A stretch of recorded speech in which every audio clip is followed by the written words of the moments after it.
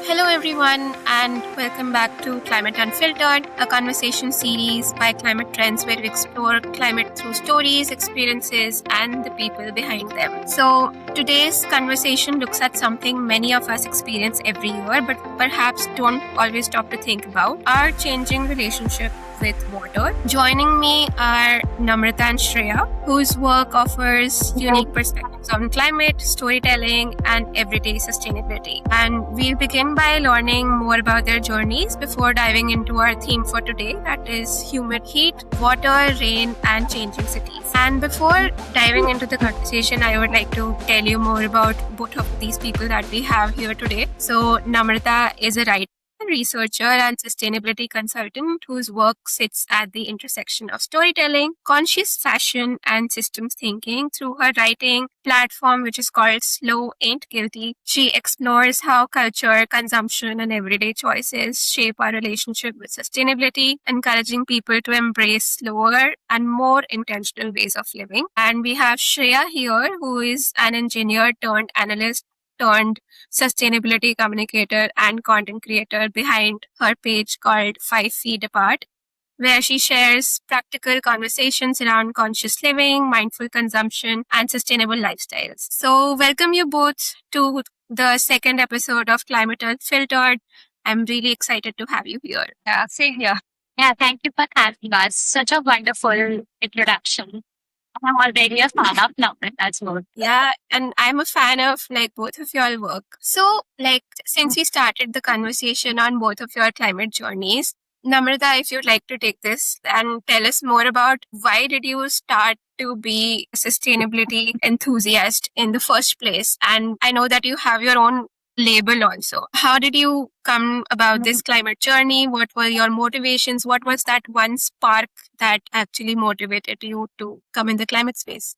So it was not really like one day thing or a one day decision. I'm actually a fashion designer by degree, and then after that I did designing in the retail space for like around 2.5 years, and then I wanted to start my own label, and that's when I went into crafts, because of course mostly all of us know that India is full of different handloom crafts, right? So it's actually when I started working in crafts.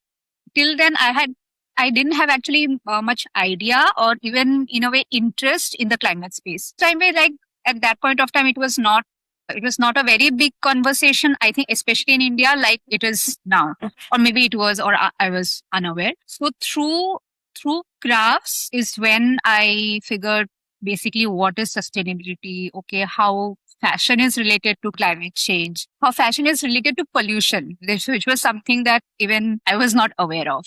Both of you will know that when you enter that climate sustainability space, it's you can never be in like just one direction. You will be interested here also, there also, food, travel, lifestyle, and you will know how everything is kind of interlinked. So that was my journey, and that's why actually from designing, I mean, I went to also storytelling, because storytelling helps me tell stories in all these departments. Like as a fashion label, like it's still, you have to maintain branding and things like that. I suddenly am speaking of this, suddenly I'm speaking of that.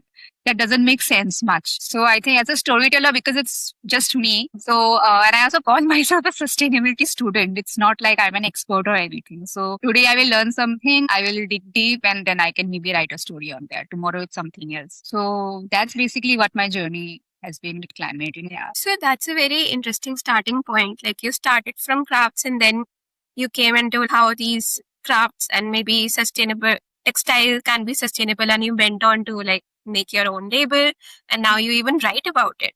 So I would say that you're such a multitasker and such a multi-talented person right now, just as climate is. Yeah. So Definitely not multi-talented. It's just I'm a little too curious. But I think all of us are in this space. yeah, we have to be. And Yeah.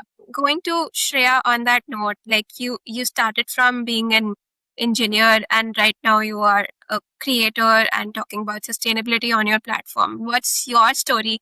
like behind becoming a sustainability enthusiast? Yeah. Yeah, I think it was my college. So why I became an engineer was I was not sure what to become in life. And that's when I chose engineering. And I learned very early in life that engineering is a great platform to explore everything you want to do in life. So I did theater.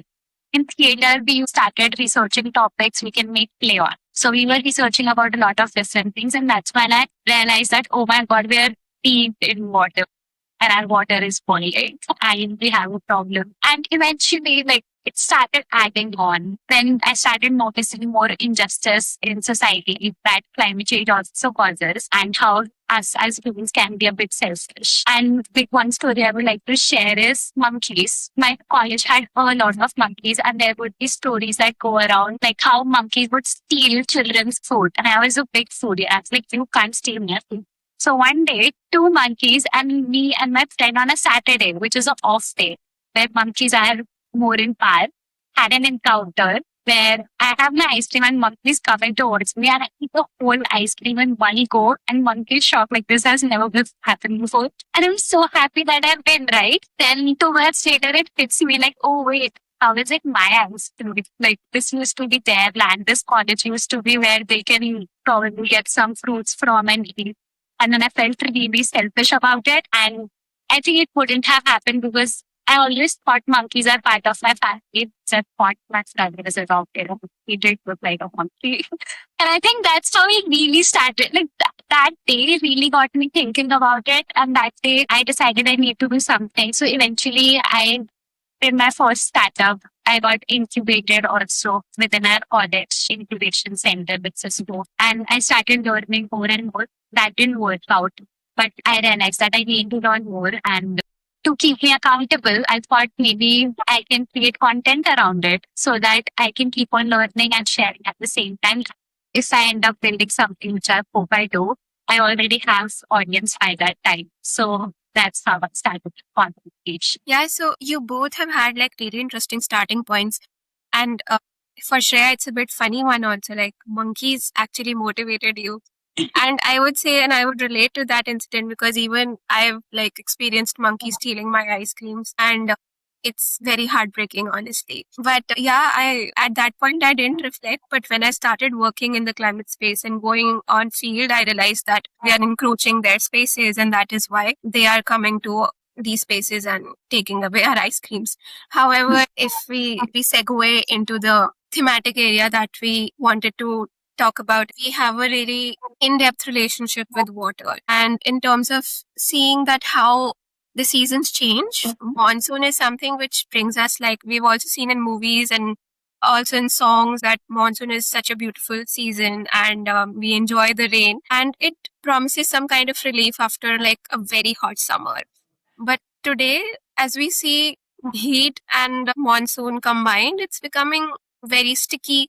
It becomes very hot and exhausting. And so I'd ask one of you that how have you seen changing monsoons? And I know, Namrata, that you're from Assam and Shreya, you're in Delhi. So we have like different perspectives here. So how have you seen monsoon change and the water around you change right from when you were younger and to today? Yeah, so Assam is anyways it's a flood prone area. Because of the Brahmaputra and everything. So and I grew up in Guwahati, which is like the main city in Assam. And earlier also in monsoon when I was growing up, there used to be like waterlogging in the city, and we used to hear that okay, like there are some places here like Majuli, which are even like very close to Brahmaputra. So there were some spots ke yahan pe, like there are floods happening and everything. And it's a persistent problem. It's not like it's a very new thing. But the thing is, earlier we used to say that suppose there's a place called Zoo Road, okay, where my auntie used to say. So we used to know that Zoo Road it's not, that was actually like in a way normal at that point of time when I was growing up. I don't know what it was before that. When I was growing up, Zoo Road में पानी आता है, उस aunty के घर में पानी आता है. Like that was the thing. Now it's not about this road, that road. It's like Guwahati, it's just a whole city. So it's no longer like just one spot or that spot, which is like closer. In fact, it's so like sad that at this moment, like there is like full flood relief going on in the place that I stay, like which is basically Upper Assam, which is towards Arunachal. If you see the map of Assam, it's called Upper Assam. So in areas which actually did not face like this problem, this like flood issues so much, suddenly they're facing it now at this moment. It has become very rampant. It's you like for me also, like I am at least fortunate and privileged enough at my house still it has a first floor and I'm there, and right now where I'm staying, like there is no water, okay, but I mean in my neighboring villages they also did not have that problem, but now it's there now. So kalko it will come to my house also. So it's becoming, the change is becoming very very rampant. And earlier also, like things might happen ki, okay, like very like heavy rainfalls happen, then this problem is happening. Now it's just one day, like one day, a few hours of rain and everything is blocked. I mean, it's obvious like climate change, and it's not just about climate change, it's also like the whole urbanization. I mean, that's again another topic of, chopping down trees and everything. It's, yeah, what to say. It's so overwhelming to see like the state of Assam. I saw your Yeah. story. It's so overwhelmed. Like, what do we even do now? How do we even help? Yeah. It's actually, that's what the thing. Even this is a point also. Even I'm considering to learn and talk to people about this also in the next step, because it's a normal thing. Even when like people also say like that, okay, when you have like clothes to donate and things like that, people are like okay, floods and all hoga na, then we will donate.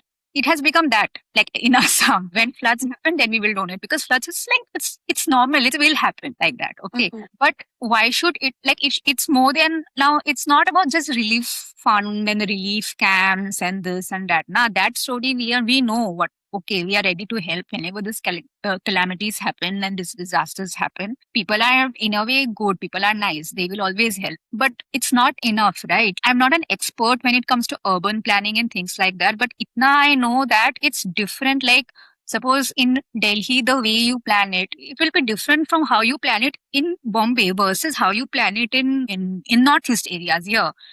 And the thing is, and people are more like, they will compare it, think like, okay, in Rajasthan this is happening, or in Gujarat this is happening. So like they will just, it's like copying a template, like like how we make sometimes reels and all, we can, to make it easy, we just copy a template. Okay, that's not how you do urban planning. It's all about making flyovers and highways. All of that is fine. You do development, but you have to do it like keeping in consideration what your region is. Somewhere maybe there are a lot of fancy roads and fast lanes, but is it possible even in mountains? That is something that we need to see. I have no expertise in that. Of late, I have been asking some of my urban planner friends like what it is about. A friend gave me like 2-3 books that you should read this. I'm like, okay, but yeah, like now the time is to not like just think of relief camps and things like that. That will happen, but also how to make the regions climate resilient. So the thing has to change, like the, not the storyline, what you call that, like the thinking process have to change. Basically, that's what I feel. Absolutely. And so I'd like to like emphasize on the change that you pointed out, Namrata. It's that before it was like only at one place the water would be there, but right now you see that it's like everywhere and you can't help it, and that is why you're thinking about solutions like urban planning and what can we do. So Shreya, what has your journey been in Delhi, not compared to Assam, but like what's your city experience, I would say, like the capital city experience. So yeah. I think my experience has been very privileged in this context because monsoon has always been my favorite season. Always been my favorite season.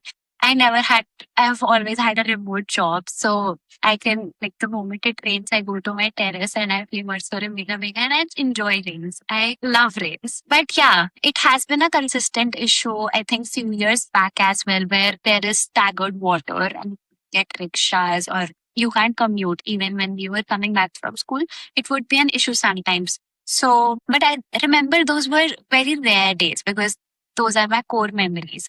But lately, of course, when it rains so heavy that even if you have to go to a doctor because hello mid-20s or a knee thingy, you can't get an auto and you can drive for 3 days and it becomes really hard. And And this time it's almost July is over and it's not been raining. So it's just a sad state of affairs that it only rains twice or thrice. Usually it used to be like after the first rain, you can just shower every day in the rain because first rain is a little bit acidic. And then my mom would be, you can just cool down now. Like if you have any skin allergies, my mom would tell that her mom would tell that it will heal all your scars or like not scars, but like acne marks or whatever. And one thing I do want to point out, which is not related, but lately I don't feel that water quality is also the same, right? Earlier I would be like rainfall in my eyes. I wouldn't want to do that now.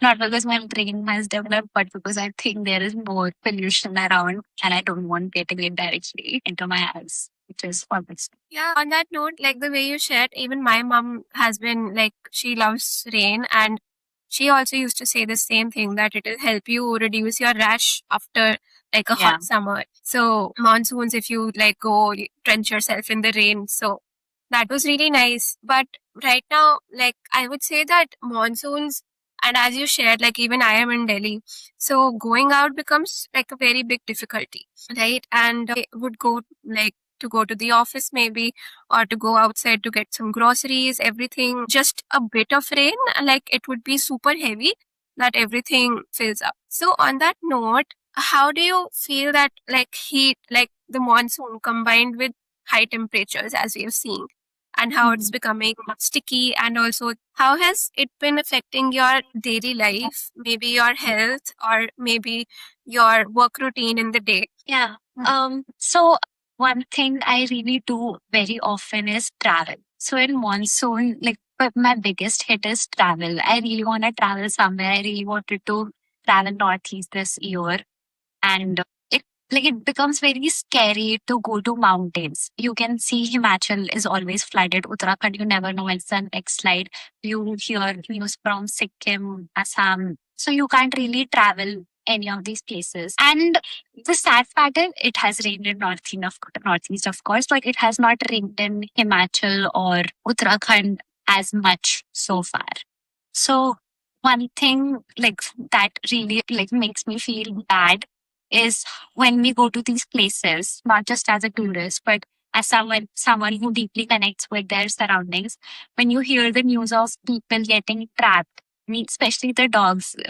Himachali dogs are famous for being trek guides, and I wonder they never get to the news when people are getting trapped. I'm so sure many dogs also end up being part of casualties. And like the monsoon time, when I think about it, it really makes me sad. And then I try to disconnect and make monsoon just about this room and the terrace above it. Apart from that, yes, it's been so hot because like usually I don't use a lot of AC even in summers, but it's been so hot that I'm not able to like cool myself down. And you gave me a wonderful hack yesterday, which was to use a dehumidifier instead of using AC. So that's been wonderful. Like I was feeling dizzy while talking to you, and I was like, "Why is it? Is it my iron? Is it what?" And then just turning on the humidifier option helped. Yeah. And yeah, on that note, one of my friends who's a climate researcher actually recommended me that even up Mhm. until 3 years ago, I was like, just have the snowflake button on that AC, and that is the perfect mode that we need to have in ACs. But a dehumidifier mode is actually makes us feel more comfortable in like the whole situation of humid heat. So what has your experience been, Namrata, in Assam? Firstly, like just to connect the the travel story. My mom has been a teacher. She and you know how schools get summer vacations and they get it like in this month, July. So she and her colleagues used to take like this girl trip. So now and every year since they have been traveling every year since last 3 years they have started this, and every year it's always like you plan and then this rain becomes an obstruction. Okay, this then it's get cancelled and somewhere else. So like we joke about it to her also that your like the summer vacation is a very bad place because everywhere like either there also there is rain, there you can't go to Uttarakhand. Like you said, it's scary basically to go anywhere. And it becomes the opposite also. Sometimes there are no rain. So it's very you do be like at this point, I think we don't know like when is summer and when is monsoon. I mean, we can still think about, okay, winters are there, but I think summer and monsoon is completely mixed up at this point, I think, in India. And also talking about, like monsoon and heat, like I think shared this with a lot of people that, so I have a migraine issue. Okay. And if for the last, like, I think 4 or 5 years, when heat waves has become again the new normal, unfortunately, just before the heat wave, like suddenly I'll wake up at night with like throbbing headache. And then I will get the news that, okay, after one day, there is a heat wave alert. So I joke about it that my head can detect now. We don't need anything else. I will tell if I'm having headaches, then it's like, a heat wave is going to happen. And also, I mean, I try to joke about it, but also I have migraines from, I think, since I was in 8th standard. And it was just like once a month, sometimes once in 2 months, depending on the weather. Now it has become like a weekly thing. So I have to be super conscious about things like, things that we are actually habituated with, actually, like seeing the phone just before bed and things like that. I have become like this good girl to like keep to control like gadget usage and things like that. But it's not because of that. It's because I know that it impacts me very badly. So it is also difficult at work, right? Because I also work remotely. So if I'm having, my only solution for migraines is, of course, you can pop a pill, which is ideally not good. The main thing is that I have to rest and I have to stay away from like gadgets, sunlight, and things like that. I have to be a little bit in a dark kind of a space, and then it gets cured. At work, that becomes a hindrance. Now, how many clients, how many people, how many meetings or plans I will cancel saying that I'm having a migraine. Everyone understands, but it doesn't feel good. So that is one thing that, with like heat, like it has become a problem for me. And it's very scary because like in India here, I don't know if it will not become less. It is just going to increase. So I've just become more and more careful about it now. Yeah, so I think that you are taking on an adaptation strategy on an individual level. Like as Yeah. in we talk about adaptative and mitigative solutions and strategies for climate, but individual level to maintain your routine and all that, so as to like your migraine doesn't affect you as much. Yeah. But yeah, that is how like it's changing our lives. Yeah, I wanted to add something. So I do have cousins that do go to office, right? And a lot of times when they're coming from Gurgaon, they get stuck very often.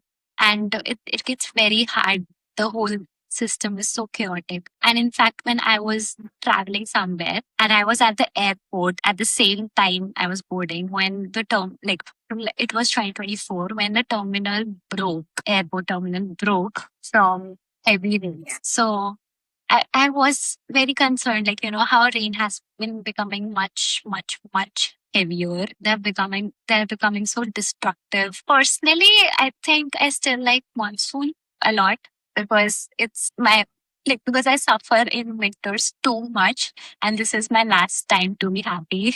Like before my allergies get activated. And then and then I have to do the same remediation Namrata does, but for pollution. And I mitigate. I search which mask to wear, which air purifier. Why is my air purifier not working? But yeah, like, and coming back to the like incident that you talked about, Shreya, that you were at the airport, and even Amrita, you were at the airport coming. And so I think let's try to connect it to the built environment that is around with us. And like cities like Delhi, does it have proper drainage systems or not? And how have you experienced the built environment around you? So yeah. No idea why this problem happens. But yeah, I think even when you see in Delhi, there are a lot of underpasses. So of course, while raining, they are always not visible, which creates so much pressure on the other roads that are there. During rain time, it's all, of course, more accident prone. You hear news of short circuits happening, but it gets really overwhelming to even consider going out unless it's very important. Even our house helper, when she's coming, she is often worried about. Last year, she had to go meet her brother, and the whole way was flooded till here. So I think the least we can have as citizens of India is better roads that don't flood, or like at least that don't have invisible gadhe, so that people fall there and they're so scared just to step out for basic things. And of course, proper drainage is so important because we have somewhat normalized it, but that water which I'm talking is still here is drain water. It's not good water. It's sewage water. And right after monsoon, you can see so many dengue cases start happening. And when I was in 11th, 12th, our teachers used to start prescribing us very strongly, like, hey, you can't afford to get sick. You have to wear full sleeves now. So we would prepare for dengue. So I think in very subtle ways, we all know that there is a very big systematic issue. We just have adapted to it so much that we don't recognize it on a day-to-day basis. Like your question has really intrigued me to think like it has so many chain reactions to it. Yeah. What about you, Namrata? How have you like you were talking about urban planning right from the starting. So Yeah. how like after gaining some knowledge in it, as you said, how do Yeah. you feel about it? Yeah, I think firstly, like Shreya talked about wastage, right? Like, I feel sometimes even those issues, like, why can't there be strict rules? That's the whole thing. Because, like, I'll give you an example, okay? Last January, I went to Bhutan by road and through West Bengal, okay? And the moment I crossed, it's just a gate where they check the passport and everything. The moment I went from India, crossed the gate to Bhutan, you know how you get very anxious and then suddenly that anxiety goes down and you feel a sense of calm? That was the feeling the moment I stepped there. The only difference, and of course the roads and things were there, but one only difference was that people were not honking there. And it's not like Indian cars were not there, because Indian cars and also Bhutanese drivers, if they have a pass, they can cross from here to there. But it's just that when they are crossing that border, they are in Bhutan, they are driving nicely, they are not honking or anything, because there are rules there. The moment they cross back, then again, same thing. So what I meant was that if you set up rules, people will follow. And we have seen that. And then when it comes to, of course, construction and, it's all concrete. Yeah. So basically, I think the only thing that I understand is that there is more concrete than soil. So where will the water go? And I think that is also one of the reasons that Shreya also pointed out, how trees are falling apart. It's not like that the trees are becoming old and they have become weak and they're falling. It's also because around the tree, everything has become concrete. So it's kind of dying from inside, and that's why it has become weak and that's why it is falling apart. So but everywhere you go, every time the only way to develop is not to cut trees and remove everything and just make a road and make a building and make a fancy something. Even I want to point it out that, the indigenous people in India, even in Assam, there is a tribe called Missing Tribe, because they are, they are riverine communities basically.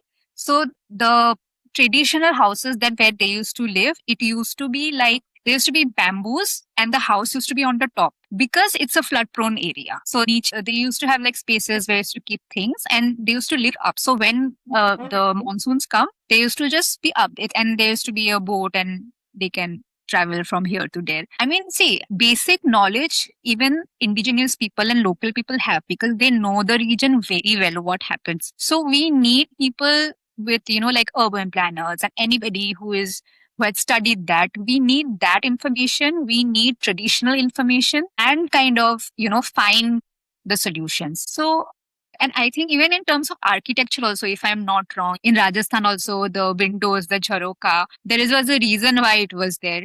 Even in Goa, I was in Goa for the last 4 years. Goa, there's a reason why Goan houses have, smaller windows. Then they don't have like really big windows and everything, because it's very hot and humid in the summers. So everything has a logic behind it. So if you want to modernize it, we cannot just modernize, okay, this is in trend and let's just do it that way. So It's like how we were wearing cotton and then they brought in polyester and then we went ahead with polyester. like earlier when I was just getting into sustainability, I know it's a very complex topic, but in the beginning, I think what people should understand is that mostly it's just Indian middle class values and some grandma hacks and some things that you have heard. A lot of Yeah. those can be solutions today.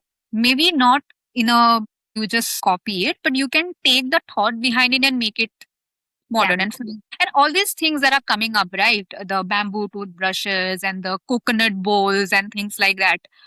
Even like a coconut coil to wash utensils. So I didn't know I did not see it in my house, but then my mom told me that my grandmom used to use that, like just coconut husk, wash the utensils. But of course, they used to take just the raw one, and now they are like making it like into a shape and stitching. So you take information from the past and then you modernize and make it. Yeah. So, like reflecting on what both of you said is that I feel that intergenerational learning is something that needs to happen. I feel like because Yes. our situations and are different from what like our older generations experienced, but they had some coping mechanisms that still could work for us.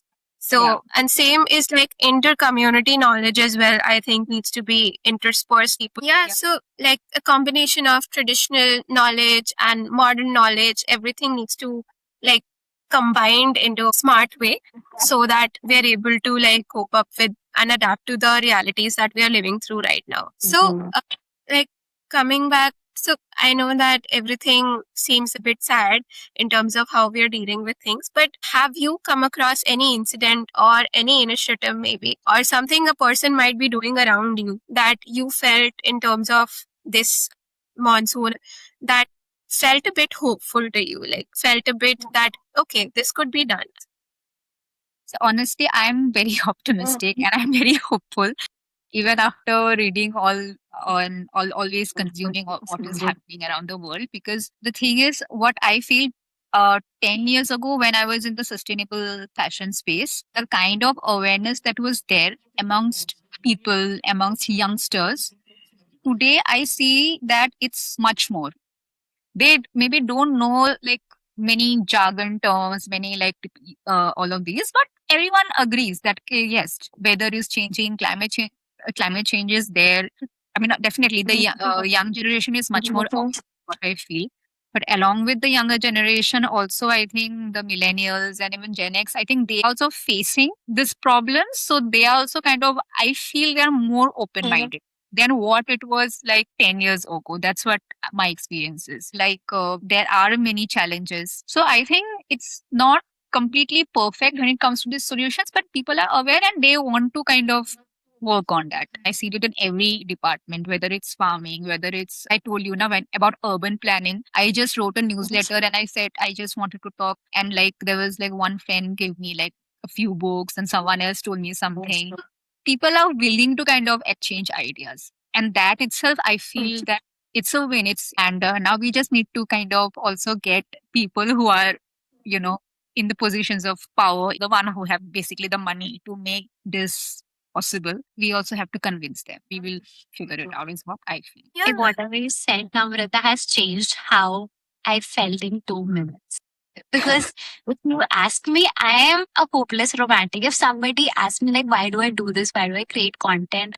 Like, nothing will change. And I'm like, I'm a hopeless romantic. I have to do what I have to do. It gives me sense of purpose. At the very least, at the very least, 5 people around me have switched their lifestyle choices, have switched their web browsers.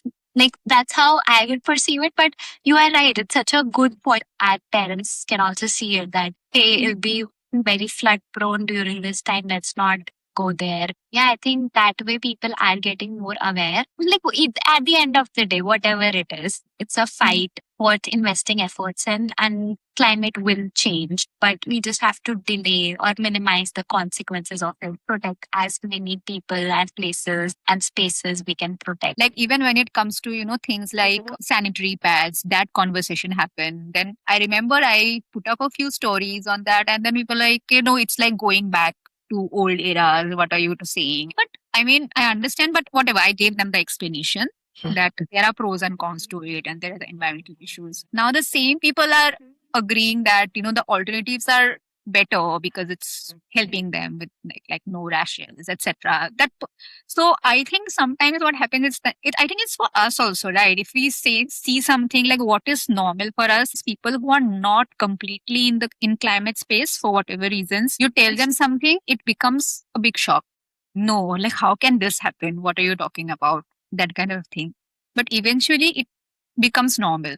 And that's why storytelling is very important. So whatever like Shreya you are doing, or like even if someone is writing, like what I was writing, what I was kind of posting on Instagram 10 years ago, I'm still writing. I'm kind of republishing and writing it again on Substack because new people are reading it. Because it's also, although we feel as storytellers that this is a thing everyone knows about, but there will always be someone who is unaware of. I think that's why I think even you are doing storytelling for that. Like I'm also doing it, but we might think that everyone knows this. What's the point of this? But there's always someone, like even if one person sees it and gets like one new information, it's good because that person will tell other people and that person will tell other people. It's a ripple effect thing. Yeah, the snowball effect, as you're talking about, as in the ripple effect would be there. So, I think both of you have said that with the power of storytelling and with the power of sharing your experiences, I feel that is really important. So, yeah, talking about storytelling and being a bit hopeful about it, I would say that brings us to the end of our conversation. And I think one takeaway that I have is that monsoons, as we talked about, are no longer just about the rains happening, and it is like interspersed throughout our life, be it our work day, be it our cities, everything is being affected by it. And with the power of storytelling and the reflections as we shared in this episode, I feel that we'll be able to get through. So for our listeners, I hope this discussion encourages you to look at rain, water, and your own surroundings a little differently and to continue these conversations with the people around you. And for that, until next time, thank you for joining us on Climate Unfiltered. And thank you, Shreya and Namrata, for sharing your such insightful experiences. That was really nice. Thank you. Thank you for having us. It was a great chat.